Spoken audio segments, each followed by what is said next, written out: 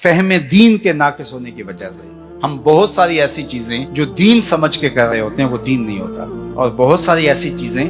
جن کو ہم لادینی سمجھ کے ترک کر رہے ہوتے ہیں وہ لادینی نہیں ہوتی، وہ عین دین ہوتا ہے۔ تو اس حوالے سے ہمیں علماء کی صحبت میں بیٹھ کر دین کو اس کی اصلی صورت میں اور اصلی شکل میں سمجھنا پڑے گا۔ اللہ کے محبوب علیہ السلام کی خدمت میں 3 طرح کے لوگ آئے، حضور کے ازواج کے پاس آ کے انہوں نے حضور کی زندگی کے بارے میں، نمازوں کے بارے میں، روزوں کے بارے، شب خیزیوں کے بارے میں پوچھا۔ تو ازواج مطہرات نے بیان کیا، انہوں نے کہا حضور علیہ السلام کے تصدق سے تو حضور کی امت کے اگلے پچھلے گناہوں کو معاف کر دیا گیا، تو ہم تو اس درجے پہ نہیں پہنچ سکتے۔ لہٰذا ایک نے کہا کہ میں ساری رات عبادت کروں گا، سوؤں گا نہیں، اور ایک نے کہا کہ میں ہمیشہ روزہ رکھوں گا، اور ایک نے کہا کہ میں کبھی بھی شادی نہیں کروں گا، نکاح نہیں کروں گا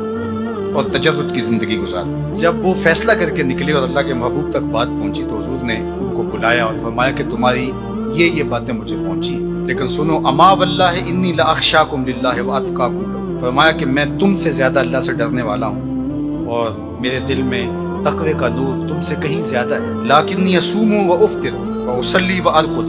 لیکن میں روزہ بھی رکھتا ہوں اور افطار بھی کرتا ہوں، نماز بھی پڑھتا ہوں اور رات کو آرام بھی کرتا ہوں، واتزوج النساء، عورتوں کے ساتھ میں نے نکاح بھی کر رکھے، فمن راغب عن سنتی فلیس منی، جس نے میری سنت سے اعراض کیا اس کا میرے ساتھ کوئی تعلق نہیں ہے۔ یہ حضور نے تب ارشاد فرمایا۔ تو اب بعض اوقات ہم بعض معاملات کے اندر اس طرح حد سے تجاوز کر جاتے ہیں کہ وہ شریعت کی نفی ہو رہی ہے۔ تو اللہ کے محبوب علیہ السلام کی اگر یہ حدیث ہمیں ملحوظ رہے تو ہم خود بھی اعتدال کے راستے سے نہیں اتریں گے، اور ایسا شخص جو اعتدال کے راستے سے اترا ہوا ہمارے نزدیک وہ معتبر اور اللہ کا ولی بھی نہیں ہوگا۔ کتنے ایسے لوگ کہ جن کا فہم دین تو ناقص ہے ہی ہے، اچھے مسلمان ہونا دور کی بات ہے، وہ اچھے انسان بھی نہیں ہیں، اور ہم ان کو سمجھتے ہیں کہ یہ پہنچے ہوئے،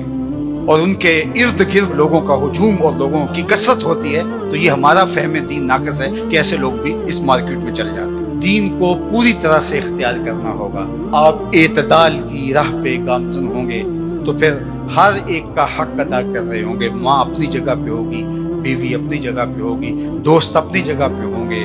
والدین اپنی جگہ پہ ہوں گے،